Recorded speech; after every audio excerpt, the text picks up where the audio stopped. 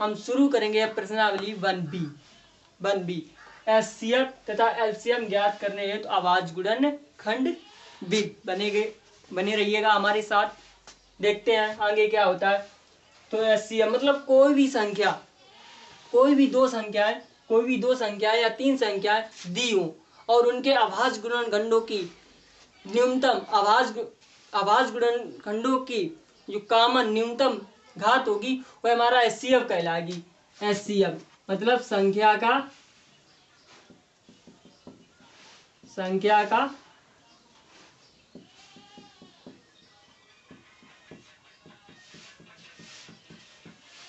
HCF बराबर उभयनिष्ठ संख्याओं के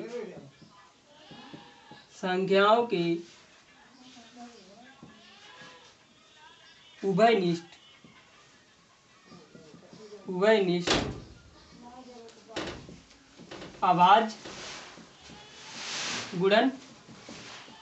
आभाज्य गुणनखंडों की न्यूनतम घात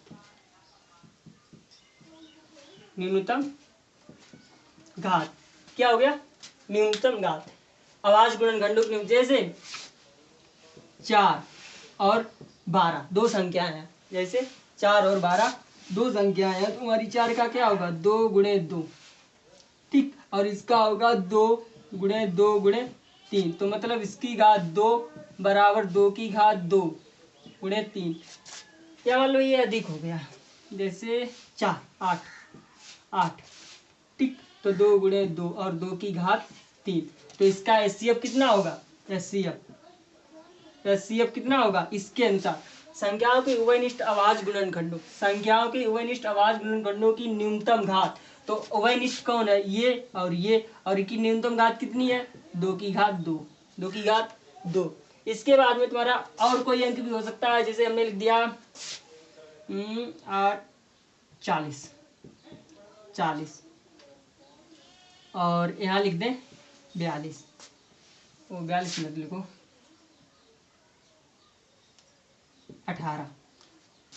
18 और यहाँ 42, ओके 42, ठीक। तो इसका आप निकालेंगे 2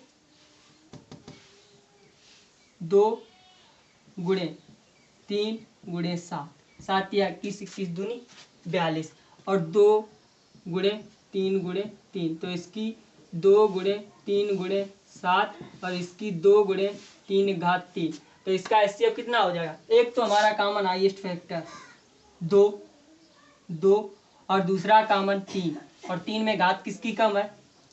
3 में घात किसकी कम है? 1 है, तो 3 दूनी 6। अब इसी बात पर आता है हमारा एलसीएम कैसे हम निकालेंगे?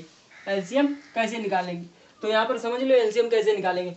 एलसीएम निकालने के लिए हम क्या करेंगे? इसकी जो अधिकतम घात होगी, अब उभयनिष्ठ नहीं, सारे गुणनखंडों की जो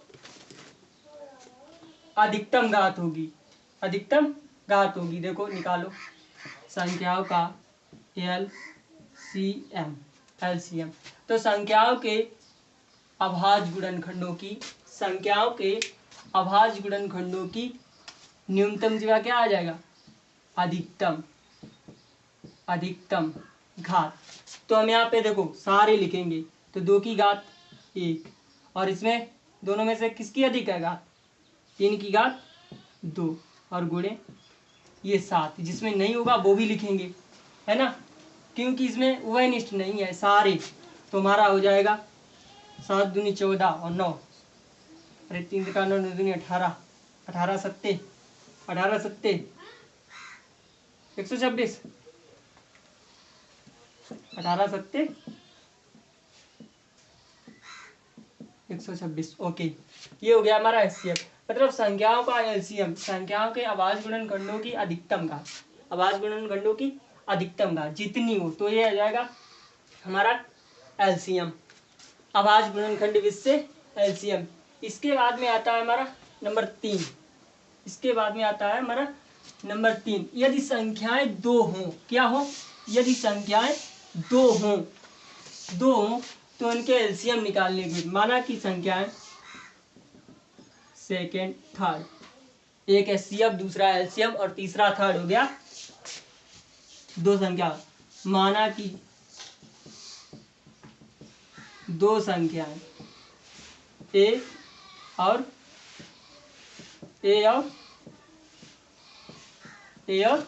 बी है, तो मतलब इनका होगा प्रथम संख्या, प्रथम ऐसे लिखेंगे ए गुणे बी बराबर HCF ए कामा बी गुणे LCM ए कामा बी। मतलब प्रथम संख्या गुणे द्वितीय संख्या बराबर मासा पा गुणे लासापा। महत्तम समावर्त है और लघुत्तम समावर्त है, मतलब हाईएस्ट कॉमन फैक्टर और लोएस्ट कॉमन फैक्टर।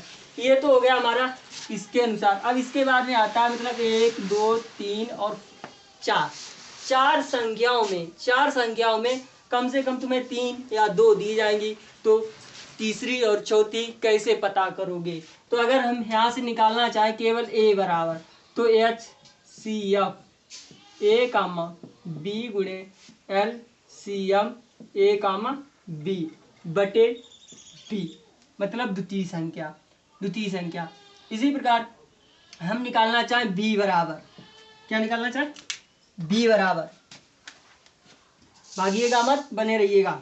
बी बराबर HCF ए कामा बी गुणे LCM ए कामा बी बटे ए। इसी प्रकार यदि हम इसमें से HCF निकालें तो ये इसके अपान आ जाएगा, और LCM निकालें तो ये वाला इसके अपान आ जाएगा। तो हमारा सूत्र बनता है ये ए बराबर HCF AB into LCM AB बटे बी। अब हमारे सवाल जो आएंगे वो इसी पर आधारित आएंगे, तो देखते हैं नेक्स्ट सवाल।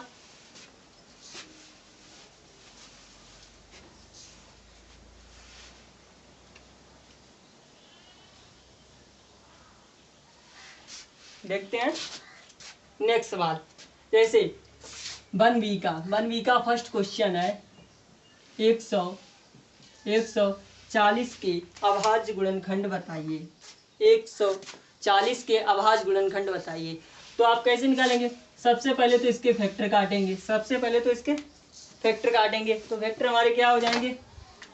2 2 7 14 0 उतार और द्वितीय 6 10 हुए 2 पंचे 10 2 सॉरी अब 2 से नहीं कटेगा, अब कटेगा 5 से 5 7 35 और 7 एकम 7। तो अभाज्य गुणनखंड क्या लिखेंगे? अभाज्य गुणनखंड मतलब 2 की घात 2 गुणे 5 गुणे 7, मतलब चाहे 2 गुणे 2 की घात 2 गुणे 5 गुणे 7 लिखो, मतलब ये सारे अभाज्य गुणनखंड हो गए अधिकतम। तो ये हमारे हो गए अभाज्य गुणनखंड। तो सारे क्वेश्चन मेरे इस प्रकार हो जाएंगे। इसके बाद में आता है क्वेश्चन नंबर 2 आता है हमारा।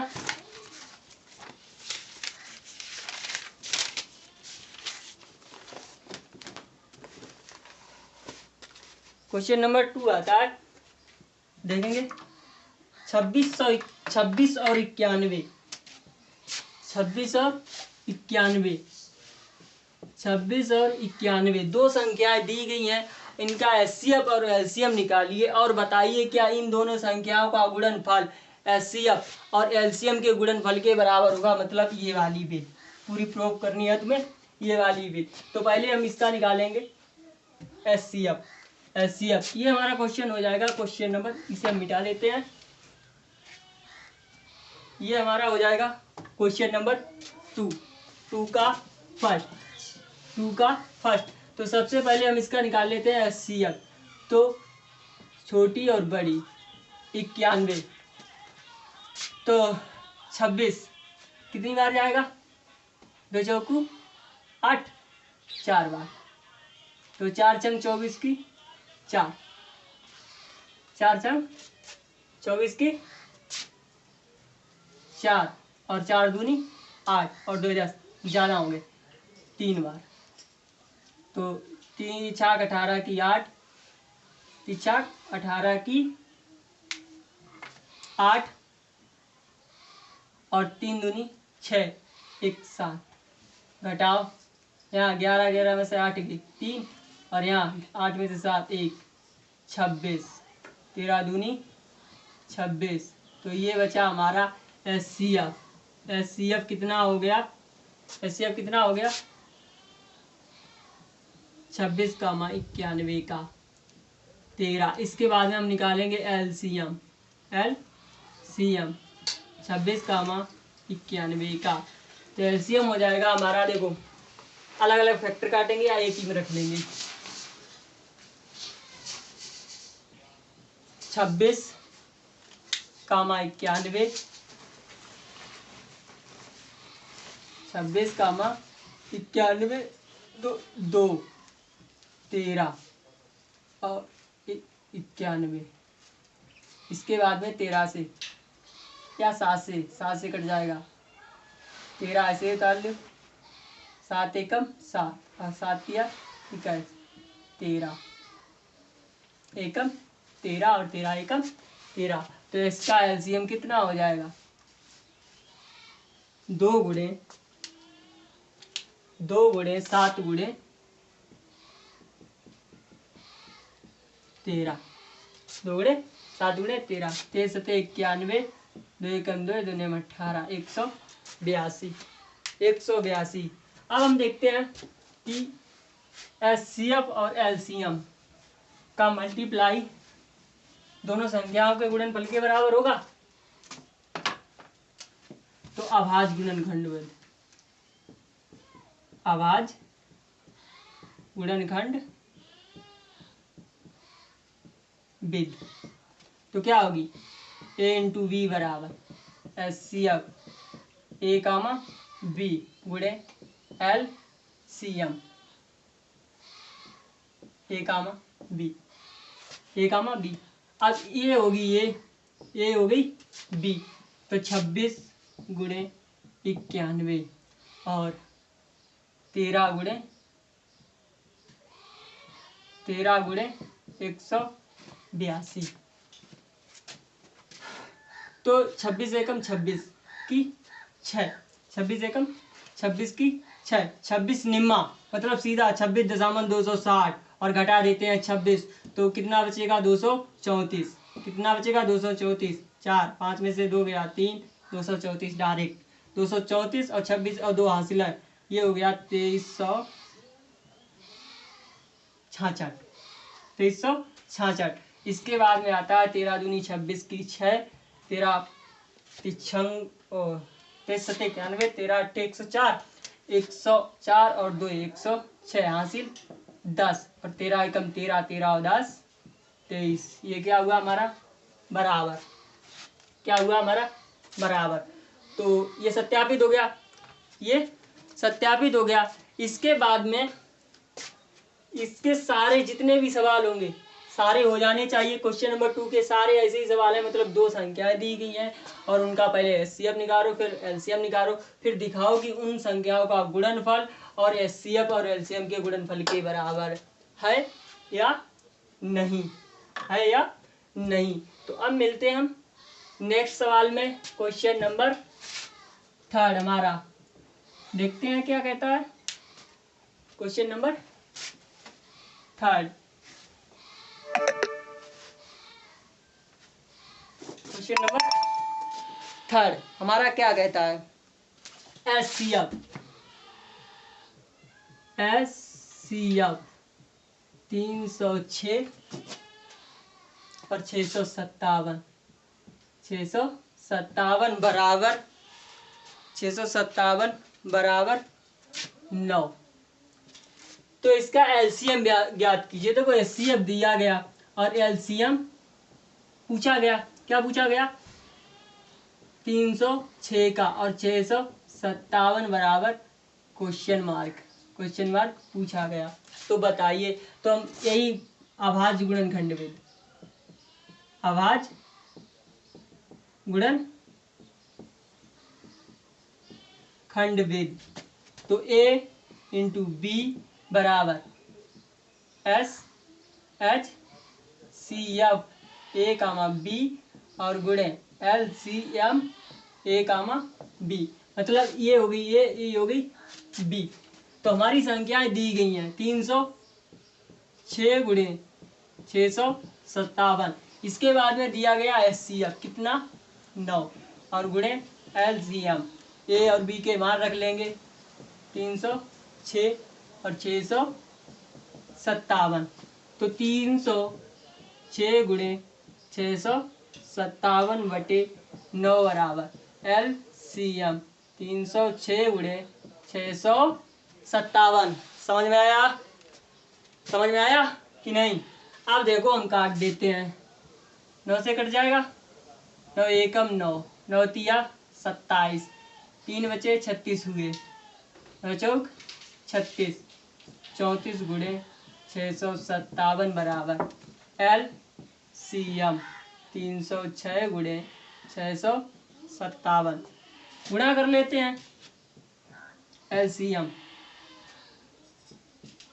306 गुणे 6 कामा 657 गुणा कर लेते हैं, देखते हैं 657 गुणे 34, 657 गुणे 34, तो 4 सत्ते 28 की, मतलब जैसे कर पाओ।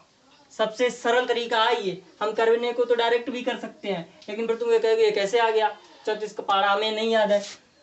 ठीक है, तो 4 सत्ते 28 की, 4 सत्ते 28 की 8, 4 पंचे 20, 2 22, 4 छंग 24 और 2 26। इसके बाद में 3 सत्ते 21 की 1, 3 पचे 15, 2 17 की 7, 3 छाक 18, 1 19, 8 2 1 3, 7 6 13, 9 2 11, 1 12 की 1 और 2, 22,338, 22,338। ये तो हो गया हमारा, ये तो हो गया हमारा इसका एलसीएम क्वेश्चन नंबर 3 का। क्वेश्चन नंबर 3 का देखते हैं, जाइएगा मत, बने रहिएगा, पूरा बताएंगे आज। ठीक, जाइएगा मत, बने रहिएगा, पूरा बताएंगे, ऐसी ट्रिक दोबारा नहीं मिलेगी तुमको। देखते हैं question number next, question number next, oh sorry question ये 4th था हमारा, 4th मिस्टेक हो गई। इसके बाद में हम देखते हैं नेक्स्ट,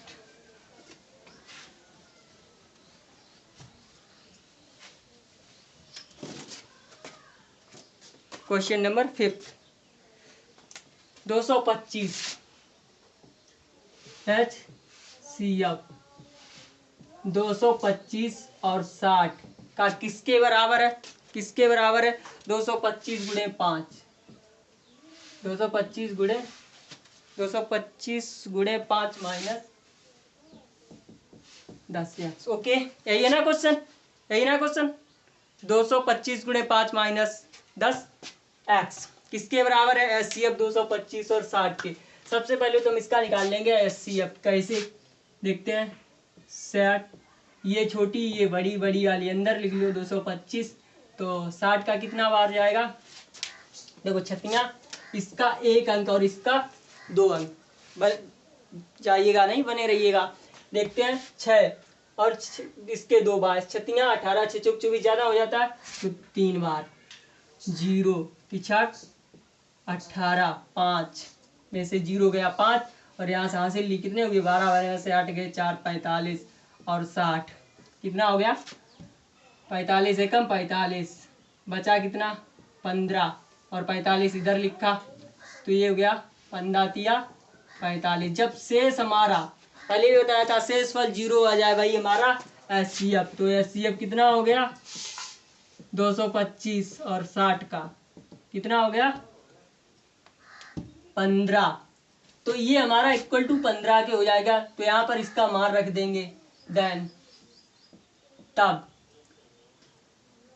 15 बराबर 225 गुणे 5 माइनस 10x, 15 बराबर 55 25 5 दूनी 10 2 12 5 दूनी 10 और 1 11 माइनस के 10x। इसे इधर ले जाएंगे तो 15 माइनस 1125 बराबर माइनस के 10x माइनस के 10x। तो ये हो जाएगा हमारा इतना। अब इसे घटा देंगे तो हमारा बचेगा माइनस के 1110।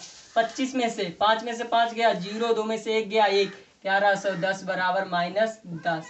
अब दोनों तरफ माइनस आया तो माइनस माइनस कटिंग, कट गया ना, माइनस माइनस कटिंग। इसके बाद में आता है हमारा, इसे हम उलट भी लेंगे, 110 बराबर 10x और 1110 बटे 10 बराबर x। 0 0 कट गया तो x बराबर कितना आ गया, कितना आ गया 111। यही हो जाएगा हमारा मान। इसी के सापेक्ष बचे हुए सवाल है। एक क्वेश्चन और देख लो, गुणनखंड वृक्षविद। गुणनखंड वृक्षविद मतलब इस टाइप का सवाल होगा।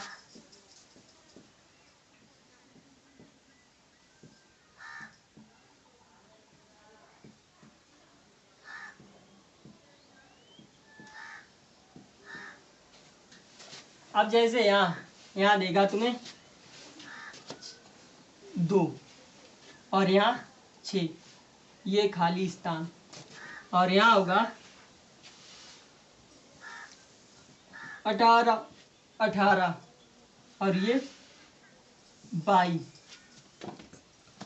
और यहाँ होगा 3 और ये होगा z। तो खाली स्थान भरो, खाली स्थान भरो। इस टाइप के तुम्हारे क्वेश्चन होंगे। ये क्वेश्चन चैप्टर में से नहीं है, अलग से है, लेकिन सारे क्वेश्चन ऐसे ही, कोई फर्क नहीं होगा। देखो यहाँ पे x तो मतलब यहाँ इसका इसमें भाग दे दो, दूषण वो दुत्ती 6, तो यहाँ कितना हो जाएगा हमारा 3। इसके बाद में आता है 6 तिया 18, तो ये हो जाएगा हमारा 3 और 18 तिया 54। मतलब अगर अलग अलग है तो उनका गुणा कर लो, अगर यहाँ से होकर जाए तो इसमें भाग दे दो, तब ये आ जाएगा।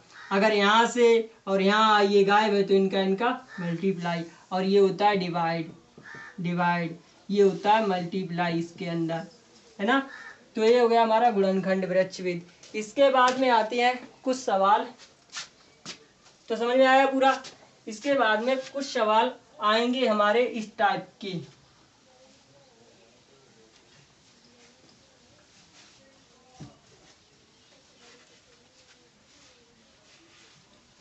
कुछ सवाल हमारे आएंगे इस टाइप के। 7 गुणे 11 गुणे 13 प्लस 13।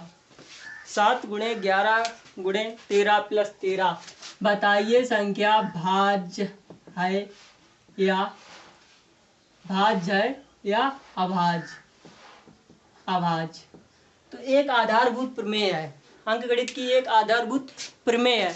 वो क्या है कि मतलब भाज्य संख्या क्या होती है। भाज्य संख्या जो होती है वो अभाज्य संख्याओं का गुणनफल होती है। अभाज्य संख्याओं का गुणनफल होती है, अभाज्य संख्याओं का गुणनफल होती है। तो हम इसे फाइंड करेंगे क्या है ये। तो सबसे पहले इसमें से इसे इस तरीके से भी कर सकते हैं। 7, इसमें देखो 13 कॉमन है तो 13 कॉमन ले लो, तो 7 गुणे 11 और यहाँ बचेगा +1 बराबर 13। 13 गुणे 77 + 1 और 13 गुणे 78। तो सबसे पहली सी बात, 13 को तुम ऐसे ही बने रहने दो, केवल इसके फैक्टर काट लो 78 के। तो 2 6 दूने 18 और 3 एकम 3 3 त्रिका 9 और 13 एकम 13। तो 2 गुणे 13 3 गुणे 13।